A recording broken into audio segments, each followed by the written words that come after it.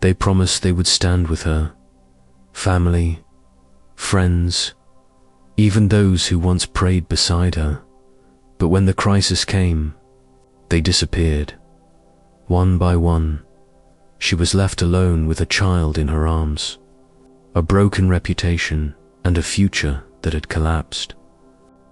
Overnight, she did not lose faith because God failed her.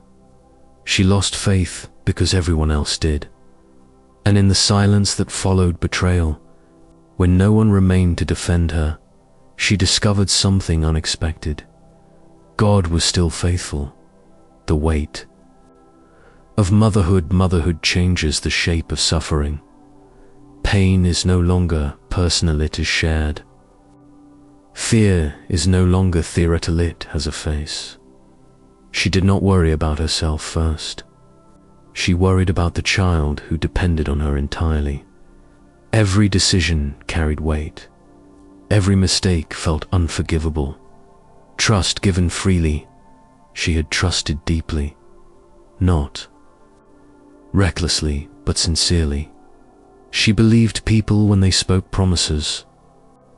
She assumed loyalty would endure pressure, that trust would become the very thing that broke her. When betrayal comes from all sides, the betrayal was not singular. It arrived in layers, words twisted, silence replacing support, judgment disguised as concern. Distance framed as wisdom. No one stood up for her, and that hurt more than the accusations themselves. The loneliness of being misunderstood. Being misunderstood is painful. Being misjudged is worse. But being abandoned, while misunderstood, is devastating. She tried to explain, but explanations only deepened the divide. People had already chosen a narrative, a reputation shattered once respected, now whispered about, once trusted, now doubted. Her name became something people avoided rather than defended, and she carried the shame not because it was deserved, but because it was imposed. Faith under scrutiny.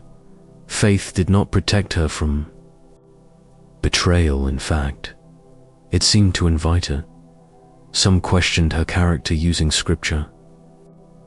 Others implied that suffering was proof of wrongdoing. God felt weaponized against her. When prayer feels empty, she still prayed, but the prayers felt hollow. Words returned, unanswered. Scriptures felt distant. She wondered if God had joined the chorus of silence. A mother's quiet strength. Despite everything, the child needed her. Meals had to be prepared. Tears had to be hidden. Strength had to be borrowed. She learned to function while broken. Survival without support, survival became mechanical. Wake up, care for the child, endure the day, sleep lightly. Joy was postponed indefinitely. Hope felt irresponsible. The night of complete abandonment. One night, after everyone had withdrawn, no messages, no reassurance, no defense, she faced the truth. She had been left alone, and the loneliness felt absolute. A question instead of a prayer she did not ask God to fix her situation. She asked one question: are you like them? It was not an accusation. It was fear. God does not abandon the abandoned. God answered not with explanation, but with presence. In the stillness she sensed something unwavering. People had withdrawn. God had not. Faithfulness without applause. God's faithfulness did not arrive publicly. There was no vindication, no instant restoration, just quiet, persistent support, enough for the next step. Learning to lean differently, she stopped leaning on people for identity. She leaned on God for stability, not because people were evil, but because they were limited. When God becomes the only witness, no one else saw her integrity. No one else acknowledged her pain, but God did, and that became enough. Strength. Reimagined strength was no longer loud confidence.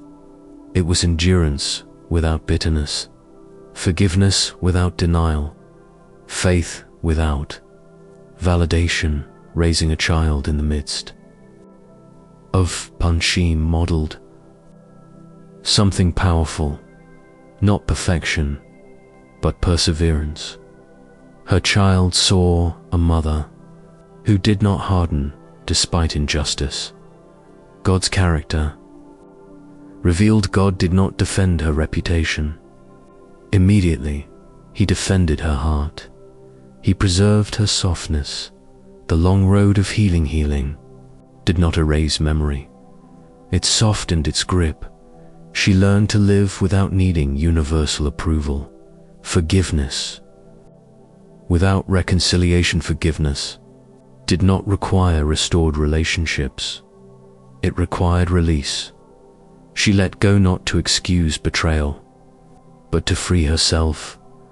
God's faithfulness in small things. Provision came quietly, a timely conversation, unexpected help, inner strength when exhaustion peaked. God was consistent. When vindication is in turn vindication, did not arrive as public apology, it arrived as peace. She no longer needed to explain herself. Faith that survived betrayal. Her faith changed. It became less performative, more grounded, more resilient. Compassion for the weakness of others. She began to see betrayal differently, not as cruelty, but as fear, immaturity, and self-protection. It did not justify actions, but it softened resentment. A mother still standing. Time passed. She did not become famous for her endurance, but she became stable, and stability became sacred. God did not replace people. God did not erase the pain of loss. He filled the absence with himself. For mothers who feel alone, if you feel judged, if you feel unsupported, if you feel betrayed, you are not invisible. God remains when others leave. God is not fair weather. He does not withdraw under pressure. His faithfulness does not depend on consensus. A legacy of quiet faith her child grew seeing. Faith lived, not preached. That became the real inheritance. The final truth. Everyone betrayed her. That was her story. But God did not. And in that unwavering faithfulness, she found enough strength to raise a child, forgive the past, and live forward, not bitter, but anchored.